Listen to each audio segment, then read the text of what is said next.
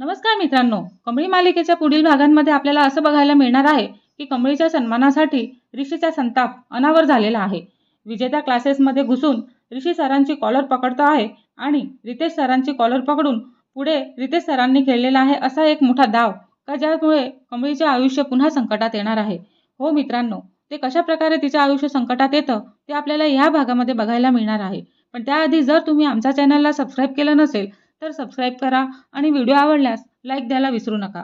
तर आपण पाहतो का एका खोट्या बॅनरमुळे आणि एका मुलीच्या आयुष्याची बदनामी होऊ शकते, पण तिच्यासाठी कोणताही स्वतःचं सर्वस्व पणाला लावायला तयार असेल ना, तर आजचा भाग पाहिल्यानंतर तुमच्याही अंगावरती काटा येणार आहे. तर इनामदार गाड्यामध्ये सकाळची वेळ असते.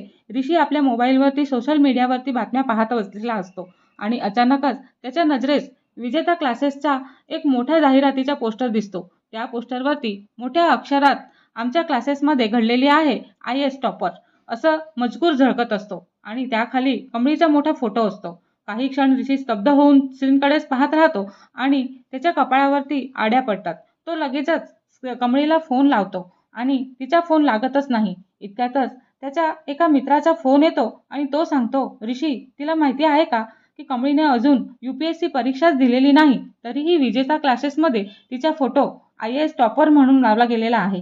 हे ऐकताच ऋषीचा संताप अजूनच अनावर होतो आणि तो म्हणतो का ही प्रसिद्धी नाही, हा एका निष्पाप मुलीच्या आयुष्याशी केलेला खेळ आहे. असं म्हणत तो रागाने गाडीची चावी उचलतो आणि थेट विजेता क्लासेसकडेच निघतो आणि काही वेळातच विजेता क्लासेस समोर काळ्या रंगाची कार जोरात येऊन थांबते. ऋषी हा संतापाच्या भरामध्ये गाडीतून उतरतो आणि रिसेप्शनिस्ट त्याला थांबवण्याचा प्रयत्न करतो, पण तो कोणाचंच ऐकून घेत नाही आणि विद्यार्थ्यांसमोरच तो सरळ रितेश सरांच्या केबिनमध्येच घुसून जातो आणि धाडकन केबिनचं दार इतक्या जोरामध्ये उघडतं की रितेश सर दचकून उभे राहतात. ऋषी, हे काय वागणं आहे असं ते म्हणत असतात. तेव्हा ऋषी टेबलावरती हात आपटत म्हणत असतो की वागणं माझं नाही सर, तुमचं बघा. कमळीचा फोटो लावण्यापूर्वी तिची एकदाही परवानगी घेतली होती का तुम्ही? तेव्हा रितेश सर बनावट आणि शांतपणा दाखवत म्हणत असतात, अरे आम्ही तिचं करिअर घडवतोय, तिची प्रसिद्धी होते, त्यात काय एवढं? तेव्हा ऋषी उपहासाने म्हणत असतो आणि हसतो, प्रसिद्धी का फसवणूक? अजून मुलगी परीक्षा पण पास झालेली नाही, पण तुम्ही तिला IAS टॉपर बनवलं आणि उद्या लोकांनी तिच्यावरती प्रश्नांची भडीमार केली तर उत्तर कोण देणार? तुम्ही देणार आहात का? तेव्हा बाहेर उभे असलेले विद्यार्थी आता काचेच्या दारीतून हा वाद पाहू लागतात. रितेश सरांचाही संयम सुटून जातो आणि तो म्हणत असतो का तू मला शिकवणार? हा माझा क्लास आहे आणि मला काय करायचंय ते मीच ठरवणार आहे, असं रितेश सर हे ऋषीला जोरात म्हणत असतात. हे ऐकताच ऋषीचा संताप शिगेला पोहोचतो आणि तो एका क्षणामध्ये पुढे जातो आणि म्हणतो, रितेश सरांना शर्टची कॉलर घट्ट पकडतो आणि संपूर्ण ऑफिसमध्ये एकच खळबळ उठते. रितेश सर घाबरून म्हणतात, ऋषी हात सोड, नाहीतर पोलिसांना बोलावीन. तेव्हा ऋषी त्यांच्या डोळ्यामध्ये डोळे घालून म्हणतो, पोलीस? आणि पोलिसांच्या भाषा तू करतोयस का? तेव्हा विद्यार्थी सगळे जण स्वप्न विकणारा माणूस मला कायद्याची धमकी देतोय का? तेव्हा रितेश सर स्वतःला सोडवण्याचा प्रयत्न करतात, पण ऋषीची पकड आणखीनच घट्ट होत जाते. आजपर्यंत किती मुलांना खोटी स्वप्न दाखवली आहेस तू आणि किती पालकांना फसवलंय, पण कमळीच्या बाबतीत तू चुकीच्या माणसांशी पंगा घेतलेला आहे. रागाच्या भरामध्ये ऋषी हात उचलतो आणि संपूर्ण ऑफिसमधील विद्यार्थी श्वास रोखून हे दृश्य पाहतच असतात. तेवढ्यातच ऋषी थांबा असं करत कमळी धावतच केबिनमध्ये येते आणि ती दोघांच्या मध्ये उभी राहते आणि ऋषीचा हात घट्ट पकडते आणि ती म्हणते, नको, कृपया स्वतःवरचा ताबा सोडू नका. तेव्हा ऋषी अजूनच रागाने थरथरत असतो. तेव्हा कमळी बाजूला हो आणि असा माणसाला धडा शिकवणं हे गरजेचंच आहे असं तो म्हणत असतो. पण कमळी शांतपणे म्हणते, जर तुम्ही आज रागाच्या भरामध्ये काही केलं तर लोक तुमची चुकी विसरतील आणि तुमच्यावरच बोट ठेवतील आणि मला माझ्यासाठी तुमचं आयुष्य अडचणीत आलेलं पाहायचं नाहीये.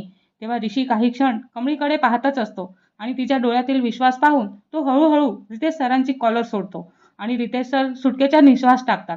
पण ऋषी निघताना त्यांच्या अगदी जवळ जातो आणि ठाम आवाजात म्हणत असतो की आज कमळीमुळे तू वाचलेला आहेस, पण लक्षात ठेव, तिचा फोटो पुढच्या 24 तासात प्रत्येक बॅनरवरून गायब झाला नाही ना, तर तुझ्या क्लासचं नावच नाही तर तुझा खरा चेहराही संपूर्ण महाराष्ट्र समोर आणेल आणि हा ऋषी इनामदार शब्द देत आहे, असं तो जोरात म्हणत असतो. हे बोलून ऋषी आणि कमळी हे दोघेही तिथून निघून जातात. दोघेही गेल्यानंतर काही क्षण रितेश सर शांत बसून राहतात.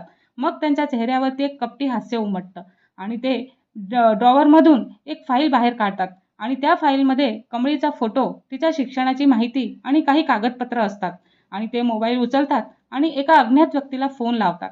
आता वेळ आलेली आहे आणि प्लॅन बी सुरू करा. समोरून असा आवाज येत असतो. तो म्हणतो की सर, ह्यावेळी कमळीच नाही, ऋषीही आपल्या जाळ्यात अडकलेला आहे आणि अडकायलाच पाहिजे. रितेश सर हसतच म्हणत असतात की ह्यावेळी फक्त बदनामी होणार नाही, दोघांचे आयुष्यही उद्ध्वस्तच होईल. तेव्हा दुसरीकडे आपल्याला दुसरी फाईल दिसते आणि ह्या फाईलच्या शेवटच्या पानावरती मोठ्या अक्षरात लिहिलेलं असतं सिक्रेट एग्रीमेंट. आणि तो करार नेमका कोणाचा असतो? तर रितेश सर कोणासोबत मिळून ऋषी आणि कमळी विरुद्ध कट रचत आहेत आणि एका फाईलमुळे कमळीचे स्वप्न कायमचं तुटणार आहे का?